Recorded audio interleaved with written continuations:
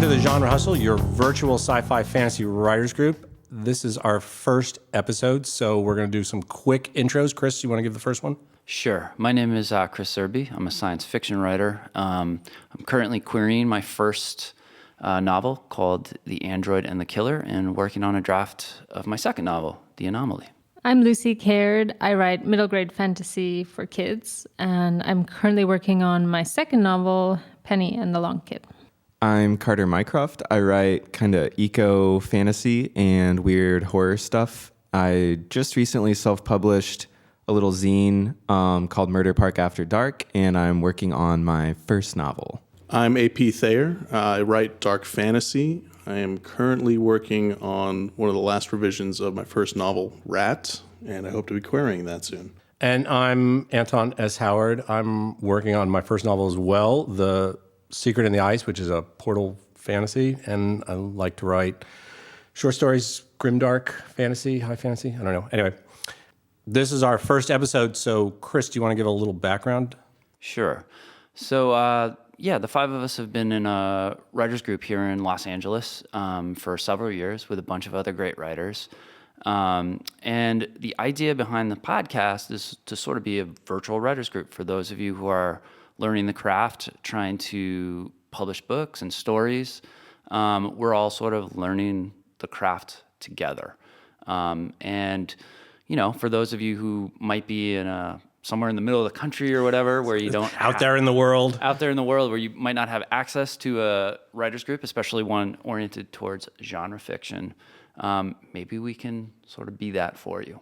So this being our first episode, our first topic is first sentences. Lucy, you have Penny and the Long Kid. So you want to tell us a little bit about it and then give us the first sentence? Sure, yeah. So it's the second book that I'm working on. It's modern fantasy, contemporary fantasy, I guess. It's set in London, and it's about a girl who finds a magical coin in an underpass that allows her to see things that she ordinarily wouldn't be able to. But the coin itself is very powerful. It's full of addictive magic, too strong for a young girl. And Penny soon finds herself being pulled under its spell and being challenged in all sorts of ways. So that's what the book's about. I'm going to read you my first sentence. Modern London, despite its quickly changing landscape, its street art, its cafe lattes, its bankers and buskers, is stuffed with ancient secret doors. Wow. Perfect. It's awesome. Damn. So I just put it together that her name is Penny and she finds a coin. I just got that. Like, Hey. It's right, clever. brains of the operation over here. Good job, Anton. Yeah. So what I really like there's a lot of things I really like about this first sentence and about a lot of your writing. But right away, your first words are modern London. And you tell us the setting, the location, the time. I mean, that's super important for, getting that in the hook of your story. You get it as the first two sentences or the first two words in your sentence. So I think that's great. Yeah, I agree with AP. It gives the setting. It's a great sentence. It's really evocative, and it also gives us a tone and a really strong voice right off the bat. I hear that, and I'm like, oh, we're gonna be told a tale that is written very, very well, and I wanna read more. Yeah, no, it does. I mean, I think, when we talk about first sentences, we talk about literally the first line, the first introduction to the story, and what is the information is coming, and what is it going to tell us? And you're exactly right. It gives us the tone. It gives us some nugget of information. In this case, I think it's location, which is great. Now we know where we're going, and we can just keep going. Yeah, London plays a really large part in the book, so it's something that I definitely wanted to get in there straight away. Yeah, I think that also gives the reader like a certain kind of confirmation that they're getting what they were looking for. Like, I think in your first sentence, you talk about modern London and you talk about secret doors at the beginning and end. And that definitely sets up this is kind of a altered reality, real world fantasy in a place that is tangible, but that is going to be presented in a speculative way. And I think that's really cool. You give the reader kind of a promise that they're going to get the genre and the book that they hopefully paid a bunch of money for, because it's really good. Good. So it's working. Thank you. So I have something like that, Carter. Let me give you an example here. This is from Red Harvest, Dashiell Hammett's first book. I first heard Personville called Poisonville by a red-haired mucker named Hickey Dewey in the big ship in Butte. So, Whoa, Slick. voice. so the joke was when we were getting ready for this and I'm doing my homework and I remember this first sentence because it stuck with me for years. I picked this up, I read this, I ended up rereading the whole book. I mean, literally having already read this book, but this first sentence does that same thing. It sets the tone. It sets a place. You tell us, and it's funny because he keeps referring to it as Poisonville the rest of the book, even though it's not called that. So there you go.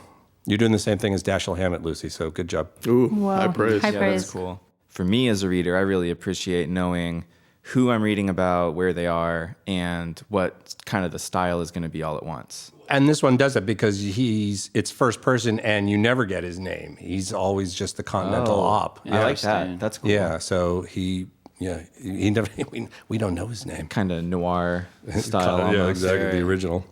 I've got an even older example of that same thing. It establishes the setting, the tone, the genre.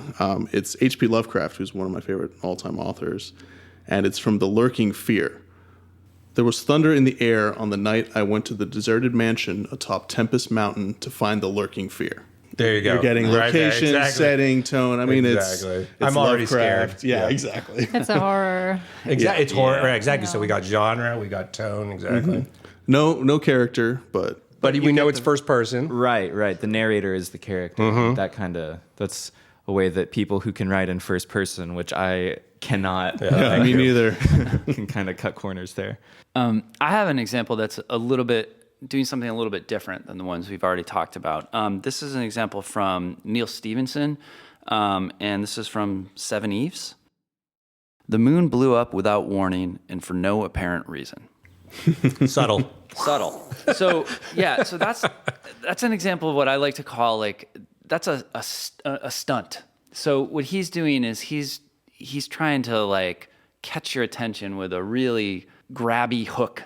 And I think he does that. The moon has just blown up. Right. What the fuck? Right. In media res, something has already happened, and we're one sentence in. No, it doesn't give us, we don't know who the main characters are. We assume maybe the moon is the moon from The Earth moon, right. Possibly, but it doesn't give us a lot of information. It just sets an immediate moment of conflict and a big conflict. And it tells us we're going to be looking at this big thing. And you call that a stunt? Yeah, I think it's a stunt. It's sort of, I don't want to say a trick or a cheap trick. It's not. No, it's legit. tool. It's legit, but Yeah. So I have an example that is somewhat similar to what you have, Chris. It's from Ursula K. Le Guin, The Left Hand of Darkness. And the narrator writes, I'll make my report as if I told a story, for I was taught as a child on my home world that truth is a matter of the imagination. So it's doing a bunch of stuff. You are obviously, you've got your POV. It's going to be first person. We know it's going to be science fiction because she mentions home world. So we kind of get an idea of what the book is, what the tone is, but she also casts doubt over herself as a narrator in terms of you're going to get this story. Some of it might be accurate as you would sort of call accurate, and some of it might be from my imagination. So she's really setting up what the rest of the book is Right. Mm-hmm. going to, that sort of tone of the rest of the book. Good.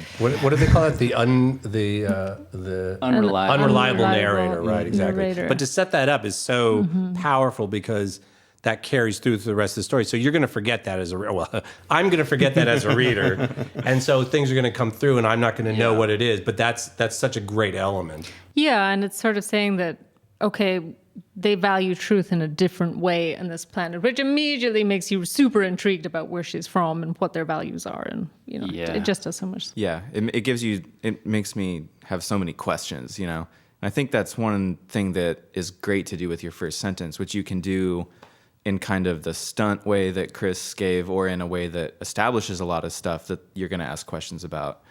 You really just want a first sentence that makes the reader keep reading. Of course. Absolutely. Exactly. And there's a lot of ways to do that. It kind of, I don't know, a question that I have a lot when I'm writing, if I'm starting a new story or something, is whether or not in the first sentence or the first couple of sentences you want to set up the conflict right away, or even a conflict. Like the moon blew up.